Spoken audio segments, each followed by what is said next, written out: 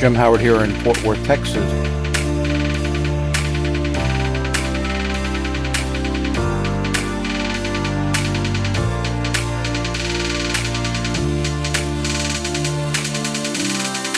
Thank you very much for watching.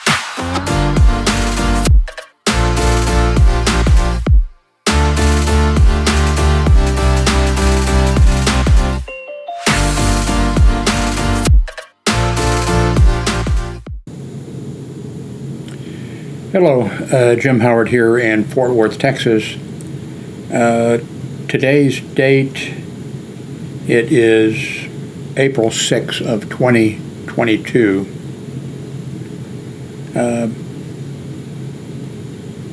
The ambulance just left here.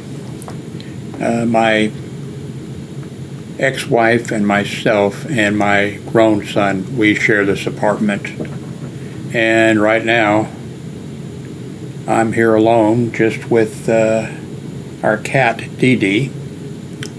A few days ago, my son had to go into the hospital, and he's still there. My ex-wife, let's see, she was born, let's see, how old is she? 70-something, I believe. See, she was born in 1948. I was born in 1941. Anyway, she got polio when she was about 5. She just missed the polio vaccine. It wasn't available to her at that time, and it was, I guess, immediately available right after that. We all got our vaccines, and that was pretty much the end of polio, except for her, because she spent months in the hospital. I guess she was lucky that the polio affected her legs and not her breathing, or she'd ended up maybe in an iron lung, or she would have been, died. But anyway, she has asthma, bronchitis. Well, she's confined to it. She's has to use a wheelchair. When we got married, she just used crutches to go we got married when she was 18 and I was 26. And she used crutches to go some distance. Like in her house, she didn't use she would just touch the wall occasionally to make it around. But if we went out someplace, of course she had to use crutches. And I got to be the guy carrying the purse around.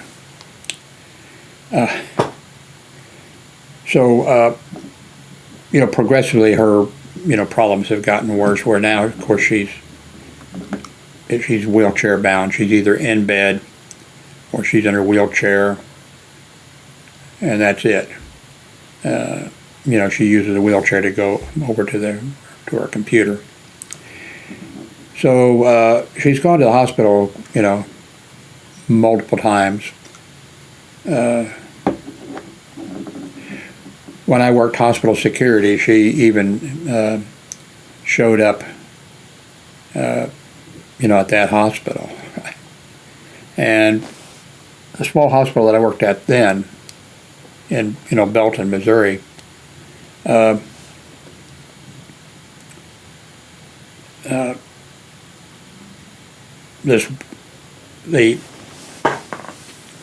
radiology lady, usually a lady, at night,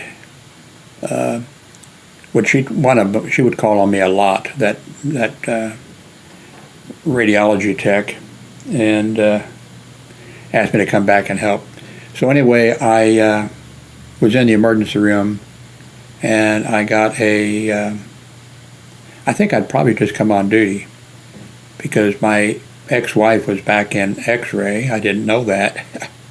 And I got a call from the X-ray tech. Could I come back and help her for a minute? So I went on back, walked in, and the X-ray tech said, thanks, Jim. Could you help me with this lady?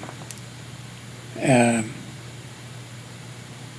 the tech said, Jim, do you want to push the button, or do you want to help, hold her up for the chest X-ray? And I said, well, the first thing I said was, that's no lady, that's my ex-wife. Held her, and they took the X-ray, and then the X-ray tech, then brought her back, on a cart. So then later, after the patients had all left, and the X-ray tech was there, we were having, I think, pizza or coffee and cookies or something there, and there weren't any patients. And then the X-ray tech, who was a really nice lady, and she was very good at her job. In fact, at a hospital in Cass County, she was in charge of the X-ray department, the X-ray department. Maybe she was just in charge of, well, anyway, she told the nurses, I called Jim here to come back and help me, and I said, could you help me with this lady? And Jim said, that's no lady, that's my ex-wife. And the nurses laughed, and they said, there's no, and the lady said, I thought there might be some type of a problem or something. And no, that's Jim's ex-wife, and whatever. The reason the FaceLake Pulse Oximeter is on the screen.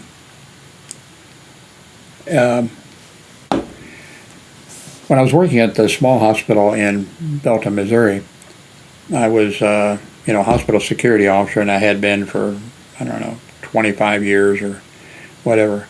I was also CPR instructor, and I was also CPR instructor. Oh, and okay, I thought it would be a good idea because that was a small hospital. It was really short-staffed.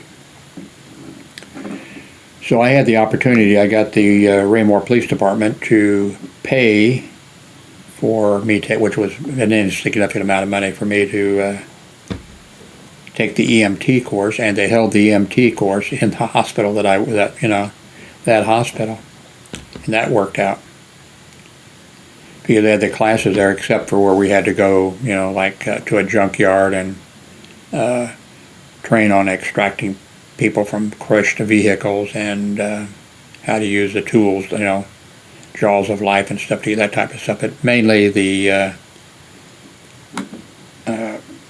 course was at that small hospital during the hours that I worked. So I went through the EMT training, and the last part was had to do clinicals in the emergency room there. So now that had to be on my day off, on my days off. And so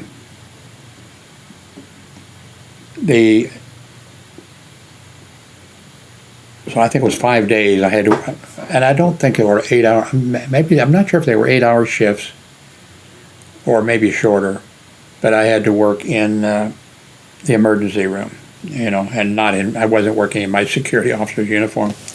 I had scrub greens on or whatever, so I'd have, and what I did was just, I did whatever the nurses said I should do, but, and I was already doing a lot to help over the years to help with the in the ER because of short staff. But anyway, so they had me for this clinical, go over and when somebody came in, ask them what the problem was. Of course, they'd already checked in, and of course the nurses knew what said their complaint was or whatever. So what I had to do is go over and ask, and take their blood pressure, take their temperature, and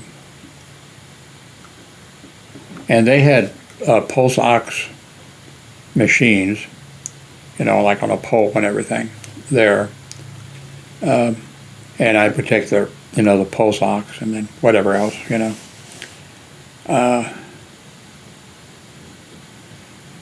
So I was doing the pulse ox. Let me, oops.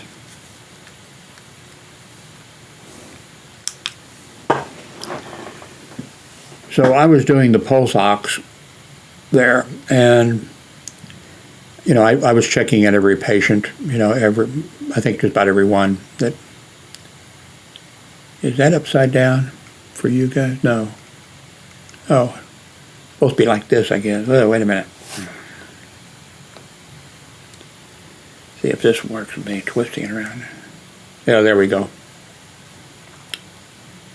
One's the heart rate, 62, and that number is, 94.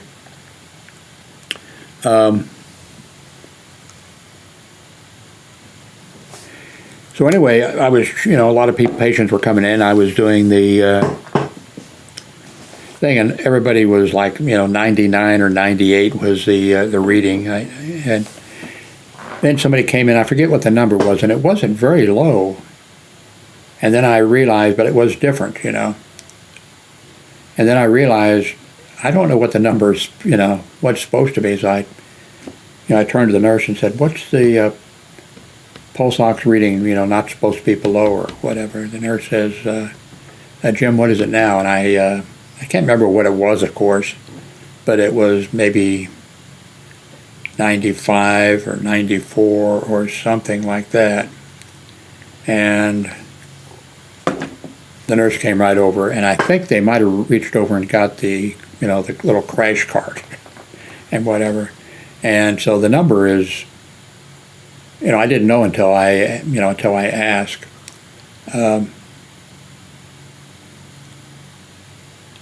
So now, of course, you can buy these they have all different kinds.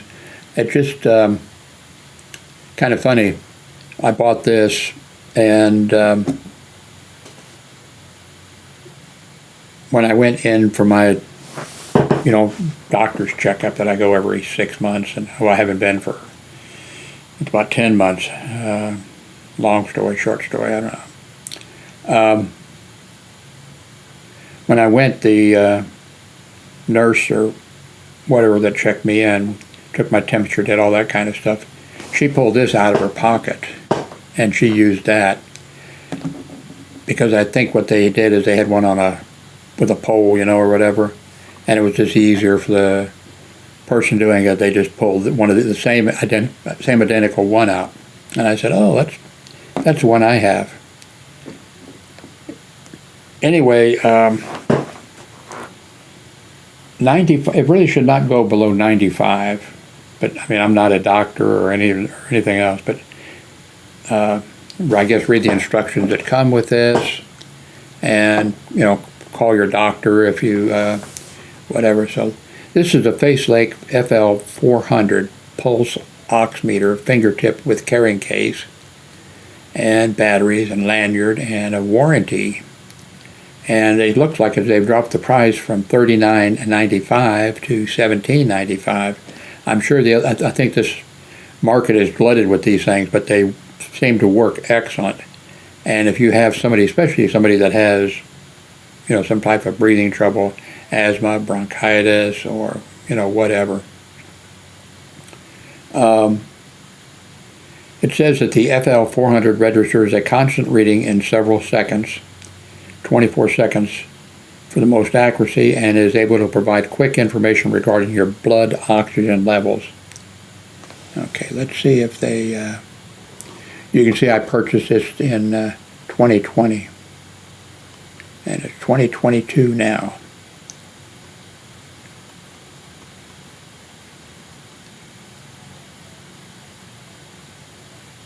As you can see, there is a ton of these things. This one seems to work good, and it's right now $18. Anyway, the last few days, my ex-wife has been having, breathing difficulty. And I told her a couple of times, well, if you want to, use my Pulse Ox, I'll get it for you. Finally, she said, a few hours ago, she said, could I try your blood ox, meter? And I said, sure, and I took it into her.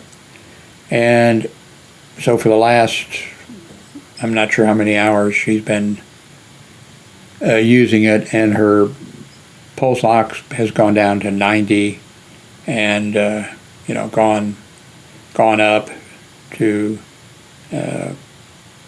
93, 94, something like that, and then down. And so she called the nurse.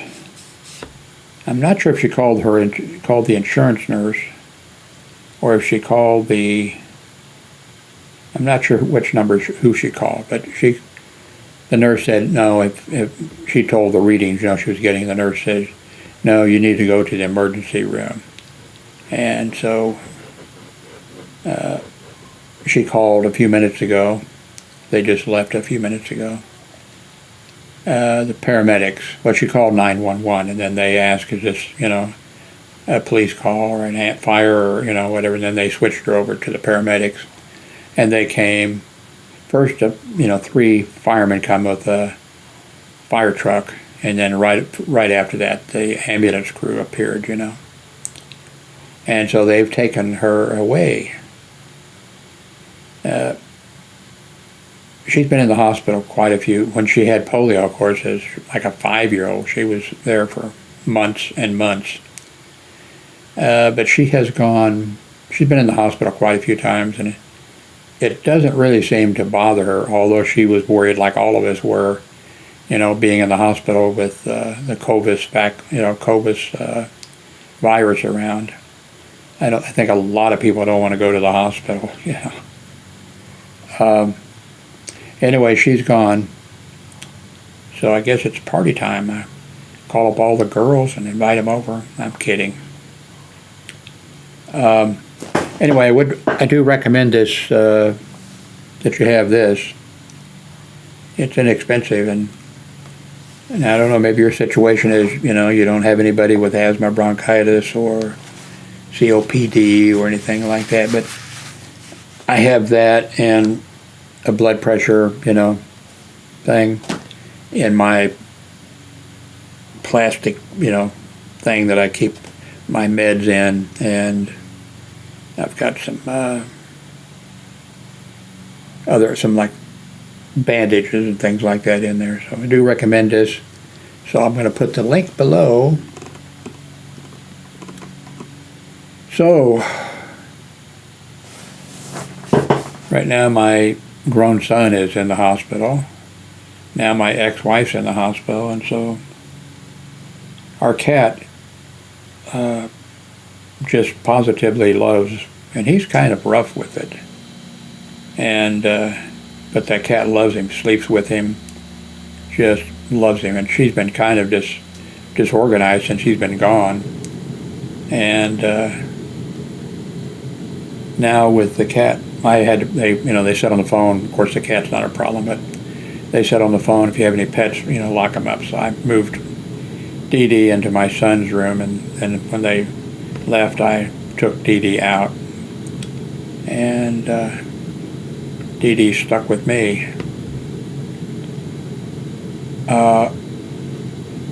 Hillary, our daughter, does not know that Darlene has gone to the hospital yet.